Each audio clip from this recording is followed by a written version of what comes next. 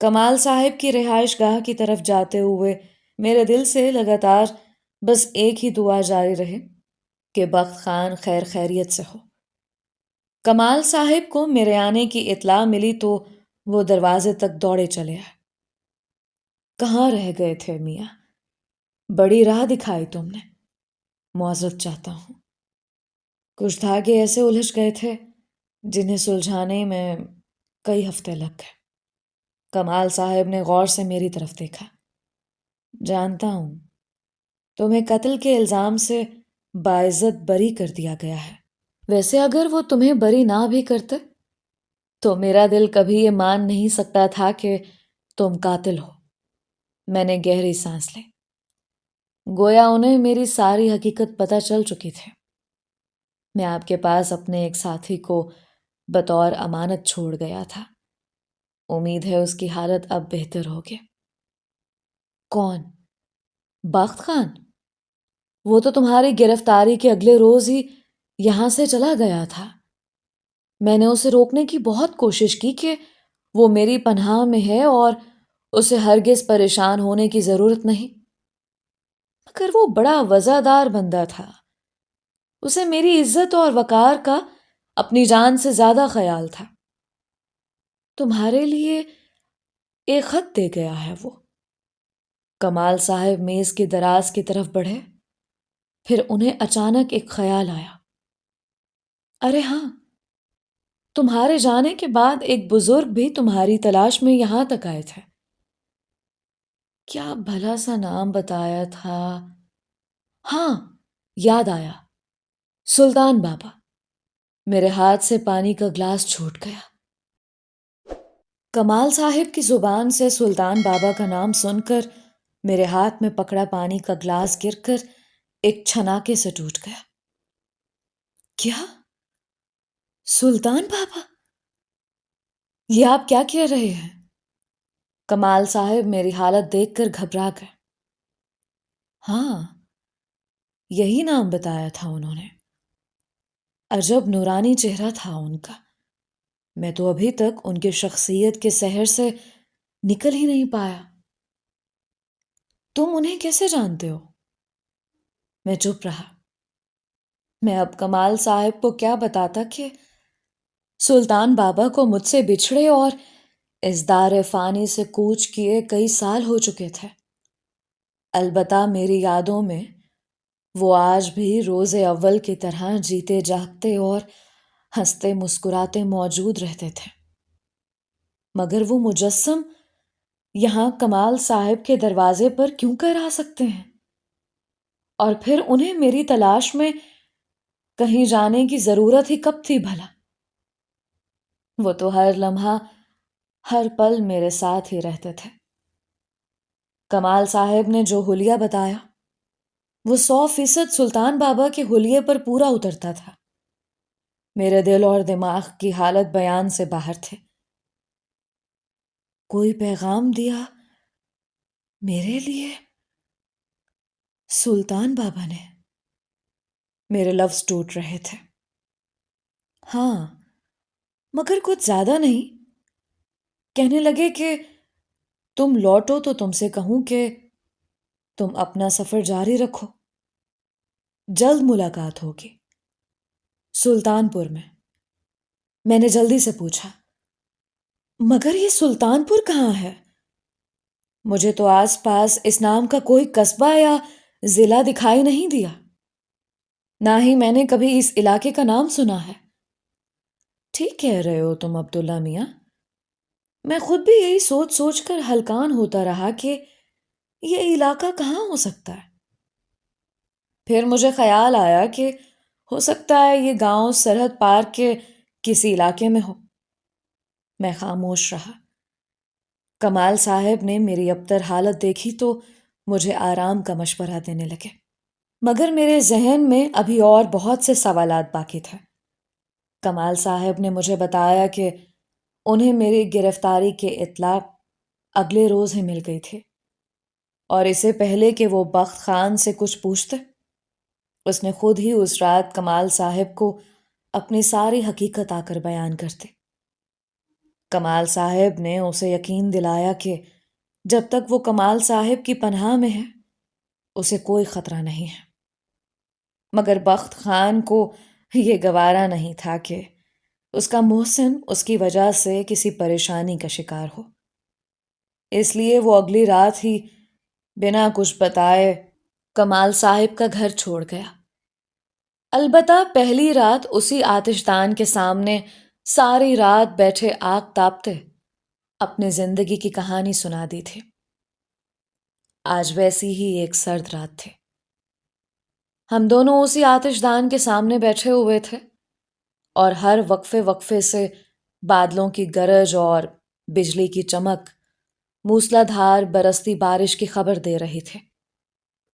جانے کیوں مگر مجھے ہمیشہ سے ایسا لگا تھا جیسے یہ بارش کی بوندیں بھی ہم سے بات کرتی ہیں، جیسے کوئی چھوٹا بچہ اپنی نامعلوم بولی میں کچھ سمجھانے کی کوشش کر رہا ہو۔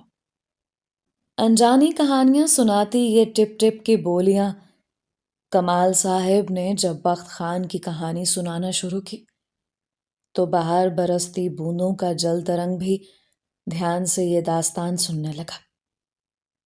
بخت خان علاقہ غیر کے قریب ایک دور دراز گاؤں میں پیدا ہوا جہاں برف گرتے تھے۔ بخت خان علاقے کے خان کا بیٹا تھا، اس لیے علاقے میں اثر و رسوخ بھی حاصل تھا۔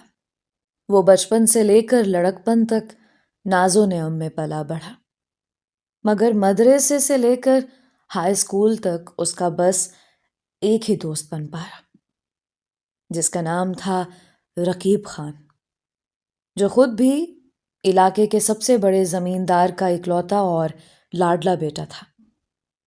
ان دونوں کی دوستی کی ایک بنیادی وجہ یہ بھی تھی کہ 7 گاؤں دور تک ان دونوں کی ٹکر کا کوئی تھا ہی نہیں۔ مدرسے سے لے کر ہائی اسکول تک دونوں کے ہم جماعت لڑکے ان کے روب میں رہتے اور ان سے دبتے تھے۔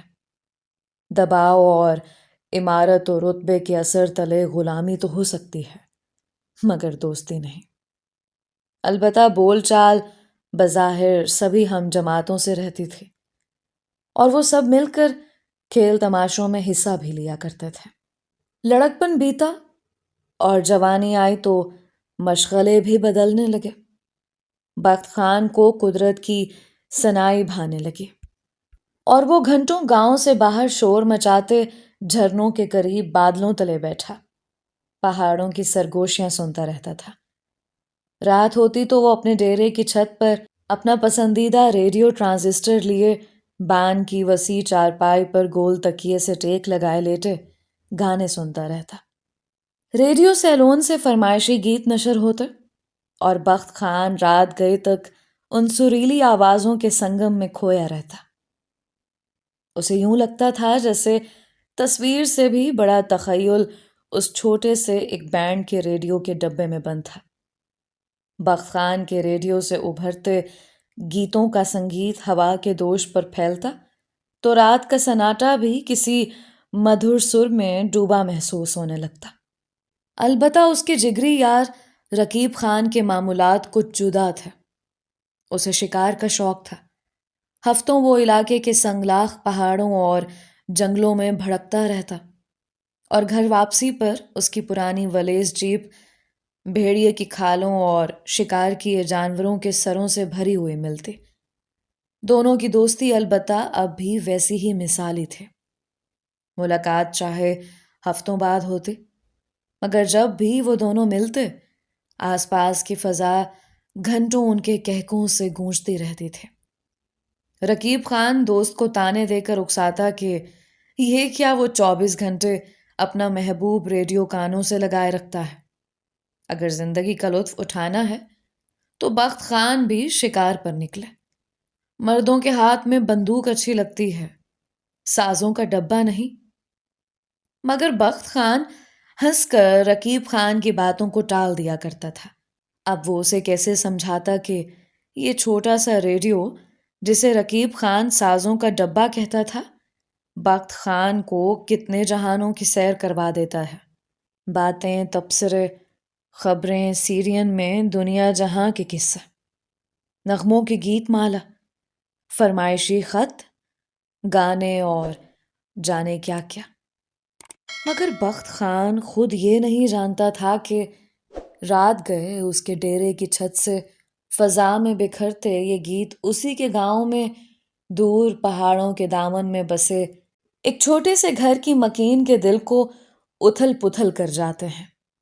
اور پھر ایک دن جب بخت خان کا گزر گاؤں کے بار پنگھٹ نما جھرنے کے قریب سے ہوا تو یہ بھید بھی کھل گیا۔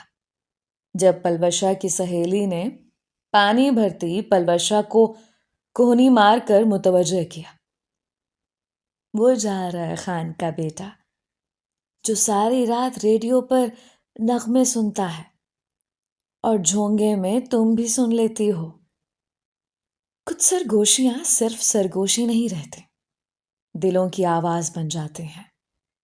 بخت خان نے بھی دل کی اس آواز پر چونک کر پلٹتے ہوئے لمحہ بھر کو ان دو شرارتی لڑکیوں کی طرف دیکھا، اور پھر پتھر کا ہو گیا۔ پلوشا اپنی شوخ سہیلی کو ڈانٹ رہی تھی، مگر اس کی جھکی نظریں بھی وجیح بخت خان کے سراپے کی طرف اٹھ اٹھ سے جاتی تھیں۔ پھر وہی صدیوں پرانی کہانی شروع ہو گئی۔ دنیا کی ساری محبتیں ایک جیسی ہی تو ہوتی ہیں۔ اب بخت خان فرمائشی گانوں کا پروگرام سنتا تو رات کو ریڈیو جان بوجھ کر چھت کی اس منڈیر پر رکھتا جو پلوشا کے گھر کی طرف بنی ہوئی تھے، اور جس رات ہوا مخالف سمت کی ہوتی اور نغموں کی آواز پلوشا کے گھر کی طرف نہیں جا پاتی تھی، تب پلوشا بے چینی سے ساری رات صحن میں ٹہلتے ہوئے ہی گزار دیتے۔ ان دونوں کا گاؤں چھوٹا سا تھا، مگر محبت کی کہانیاں ہمیشہ ان سرحدوں سے بری ہوتی ہیں۔ دونوں میں پہلے پہل اس شوخ سہیلی کے توسط سے رکوں اور پھر لمبے لمبے خطوں کا تبادلہ شروع ہو گیا۔ دن کے اجالے میں پانی کے جھرنے پر آتے جاتے نظروں نظروں میں سلام دعا ہو جاتی تھی، اور مہینے کی ہر پہلی اور 15 تاریخ کو چاند کے سفر کے حساب سے ملاقات کا وقت طے کیا جاتا۔ پلوشا رات کو چھپتی چھپاتی 2 گھڑی کے لیے بخت خان سے ملنے آ جاتے، مگر اس کا دم اٹکا رہتا۔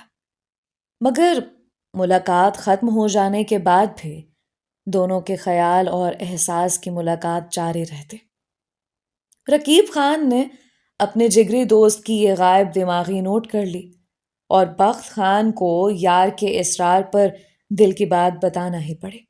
رقیب نے بخت کی حالت کا خوب مذاق اڑایا کہ ایک معمولی لڑکی کی یادوں نے ایک کڑیل کا یہ حال کر دیا ہے۔ ایسی لڑکیاں تو زندگی میں آتی جاتی رہتی ہیں۔ بخت خان نے اسے اپنی مجبوری بتائی کہ 2 گھڑی سکون سے مل بیٹھ کر بات کرنے کے لیے بھی کوئی جائے پناہ میسر نہیں ہے ان دونوں کو۔ رقیب خان نے بخت کو بتایا کہ اگلے ہفتے اس کے گھر والے کسی شادی کی تقریب میں شرکت کے لیے دوسرے گاؤں جا رہے ہیں، جہاں سے واپسی میں انہیں 3-4 دن لگ سکتے ہیں۔ ایسے میں رقیب کا گھر سے ملحقہ پچھلی طرف بنا حجرہ بھی خالی رہے گا، لہٰذا بخت چاہے تو وہ پلوشا کو وہاں ملنے کے لیے بلوا سکتا ہے۔ اندھا کیا چاہے، 2 آنکھیں۔ بخت خان کے ڈول کی کلی کھل گئی۔ ویسے بھی وہ پلوشا کو یہ خوشخبری سنانے کے لیے بے چین تھا کہ اگلے ماہ وہ اپنے گھر والوں کو کسی طرح راضی کر کے پلوشا کے گھر رشتہ بھیجنے کے لیے بھجوانے والا ہے۔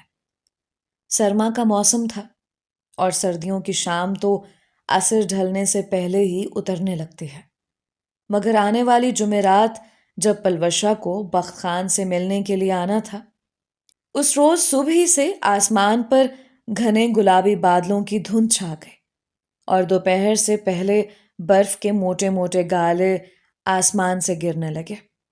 12 بجے تک برف باری شدید ہو چکی تھی، اور بخت خان پریشان اور اداس بار بار رقیب کے مہمان خانے کے صحن میں نکل کر آسمان کو دیکھتا اور برف باری کے رکنے کی دعائیں کرتا، مگر عاشقوں کی دعائیں اگر قبول ہونے لگیں تو پھر خدائی کے نام سے آج کون واقف ہوتا۔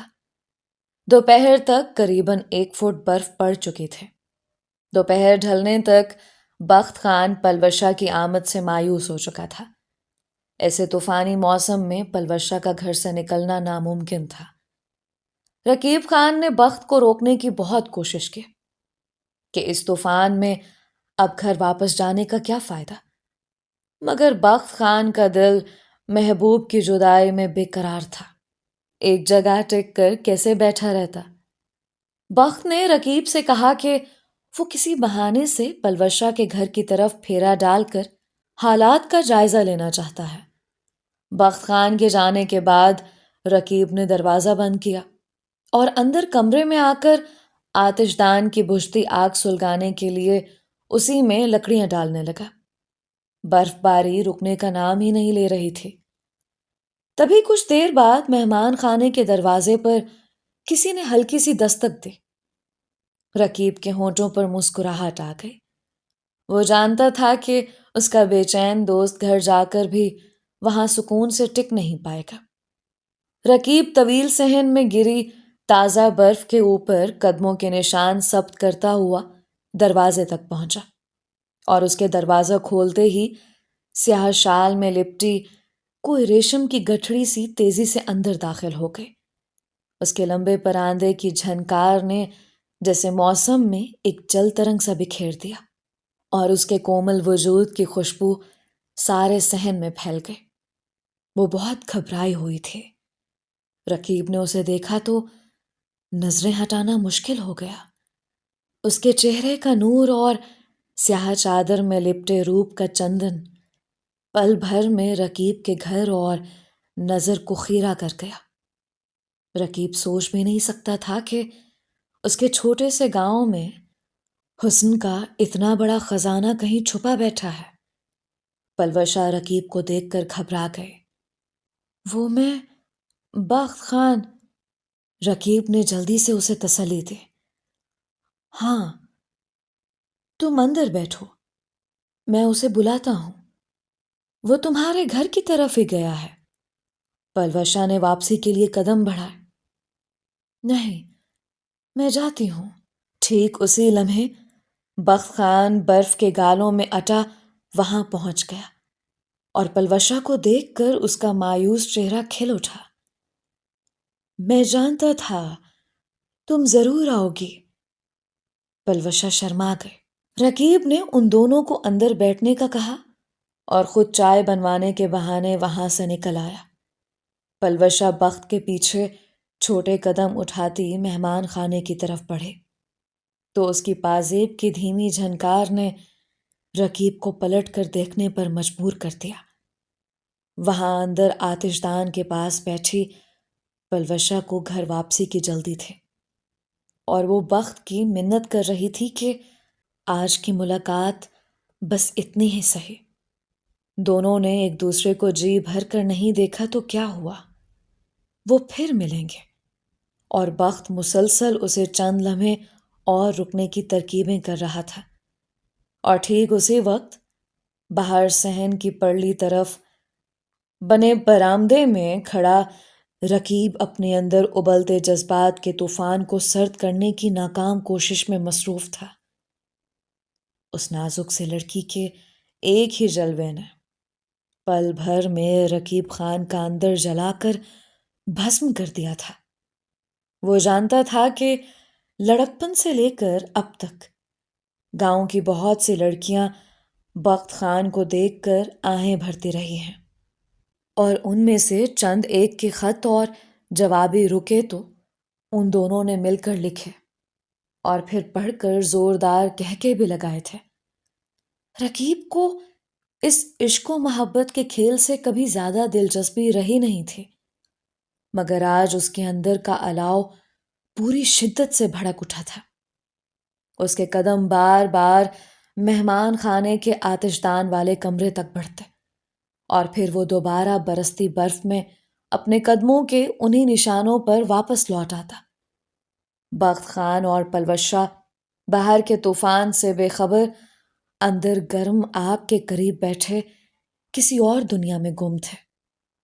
بخت نے اپنی جیب سے چوڑیوں کا بنڈل نکالا اور پلوشا کو پہنا دیں۔ انہیں اپنی کلائیوں سے کبھی جدا مت کرنا۔ تبھی حجرے کا دروازہ کھلا اور دروازے کے بیچوں بیچ رقیب خان اپنی وحشت زدہ سرخ آنکھوں کے پپوٹوں میں سفید برف کے گالے اٹکائے کھڑا دکھائی دیا۔ پلوشا گھبرا کر کھڑی ہو گئی۔ میں اب چلتی ہوں بخت خانہ۔ بخت نے گھور کر غصے سے دوست کی طرف دیکھا، جس کے آنے سے ملن کے چند مزید حسین لمحے اس کے ہاتھوں سے پھسل گئے تھے۔ پلوشا مسکرا کر پلٹی تو رقیب خان دروازے کے بیچوں بیچ تنا کھڑا تھا۔ اس لڑکی کو آج یہیں روک لو بخت خانہ، باہر برف کا شدید طوفان ہے، یہ کیسے جائے گی؟ بخت خان اپنے دوست کے لہجے پہچانتا تھا۔ اس نے تڑپ کر رقیب کی طرف دیکھا۔ پاگل مت بنو رقیب خان، یہ اب میری عزت ہے اور میں خود اسے گھر تک چھوڑ کر آؤں گا۔ تم ہٹ جاؤ راستے سے۔ مگر وہ رقیب ہی کیا جو راستے سے ہٹ جائے۔ پلوشا کا رنگ خوف سے سفید پڑ گیا اور وہ گھبرا کر بخت کے پیچھے جا چھپے۔ بخت خان نے کڑکتی آواز میں رقیب کو ہوشیار کیا۔ بے غیرتی مت دکھاؤ رقیب خانہ، جانے دو اسے، ورنہ یہ زمانہ میری تمہاری یاری پر تھوکے گا۔ تم جاؤ پلوشا، اس کو میں دیکھتا ہوں۔ پلوشا تیزی سے دروازے کی طرف لپکی۔ بخت خان نے جھپٹ کر رقیب کو قابو کرنے کے لیے جکڑ لیا اور دونوں میں شدید زور آزمائی شروع ہو گئی۔ مگر پلوشا کا راستہ ابھی تک بند تھا، کیونکہ رقیب اور بخت کھلے دروازے کے سامنے ہی ایک دوسرے سے بھڑے ہوئے تھے۔ بخت نے رقیب کو قابو کرنے کے لیے زور لگایا اور پلوشا نے ذرا سی جگہ پا کر پیچھے سے نکلنے کی کوشش کی۔ مگر ٹھیک اسی لمحے پلوشا کی زلفوں میں بندھا لمبا پراندہ رقیب کے ہاتھ میں آ گیا۔ پلوشا تکلیف سے کرا اٹھی۔ اب صورتحال کچھ ایسی تھی کہ بخت خان نے رقیب کو جکڑ رکھا تھا اور رقیب نے پلوشا کے پراندے کو۔ حجرے میں جیسے بونچھال سا آیا ہوا تھا اور دونوں کی زور آزمائی میں آس پاس پڑا سامان تخت و تاراج ہو رہا تھا۔ تکلیف کے مارے پلوشا کی آنکھوں سے آنسو رواں ہو گئے۔ بخت خان کے پاس اب کوئی دوسرا راستہ نہیں بچا تھا۔ اس نے اپنی کمر سے باندھا خنجر کھولا اور پلوشا کی طرف دیکھا، اور دوسرے ہی لمحے ایک جھٹکے میں پلوشا کی چوٹی نیچے سے پراندے سمیت کاٹ دے۔ پلوشا آزاد ہو کر تیر کی طرح باہر کے دروازے کی طرف لپکی۔ رقیب خان کے اندر کا رقیب جنون کی آخری حدیں پار کر چکا تھا۔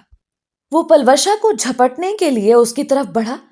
پلوشا نے آخری مرتبہ بھیگی پلکوں سے اپنے محبوب کو اس کی عزت بچانے کے لیے اپنے جگری یار سے خونی لڑائی لڑتے ہوئے دیکھا، اور پھر وہ ہوا کے جھونکے کی طرح دروازے سے باہر نکل گئی۔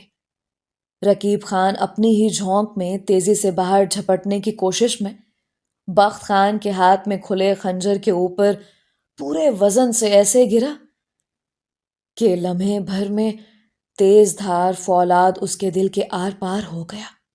باہر صحن میں گرتی تیز برف نے بھاگتی پلوشا کے نازک قدموں کے نشان چند لمحوں میں ہی دوبارہ بھر دیے، مگر بخت خان کے ہاتھوں پر اپنے ہی دوست رقیب خان کے بہہ کر جمے خون کے نشان عمر بھر کے لیے ثبت ہو کر رہ گئے۔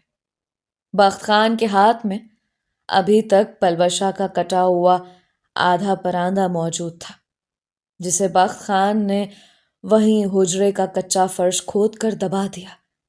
وہ چاہتا تو خاموشی سے فرار ہو سکتا تھا، مگر اس نے باہر نکل کر خود ہی اعلان کر دیا کہ اس کے ہاتھوں رقیب خان کا قتل ہو چکا ہے۔ کچھ ہی دیر میں سارے گاؤں میں یہ بات پھیل چکی تھی، اور اسے پہلے کہ دونوں گھرانوں کے مشتعل نوجوان ایک دوسرے کے خون کے پیاسے ہو کر ایک نہ ختم ہونے والی جنگ کی شروعات کرتے، علاقے کی پولیٹیکل انتظامیہ نے بخت خان کو حراست میں لے کر قریبی تھانے میں منتقل کروا دیا۔ کوئی کبھی جان نہیں پایا کہ دو جگری یار آپس میں کس بات پر لڑے تھے؟ بخت خان کے گھر والوں نے رکیب کے خاندان کو خون بہا ادا کرنے کی بہت کوششیں کی، مگر وہ تو بخت خان کے خون کے پیاسے ہو چکے تھے۔ معاملہ جرگے سے عدالت تک پہنچا اور بخت کو پھانسی کی سزا سنا دی گئی۔ بخت اور پلوشا کی کبھی دوبارہ ملاقات نہیں ہو پائے، اور لاکھ تفتیش، تشدد اور جان لیوا سختیوں کے باوجود بخت کی زبان پر کبھی دوران حراست پلوشا کا نام نہیں آیا۔ کمال صاحب نے اپنی بات ختم کی تو باہر صبح کی آذانیں شروع ہو چکی تھیں۔ انہوں نے ایک گہری سانس لے کر ایک کاغذ میری طرف بڑھا دیا۔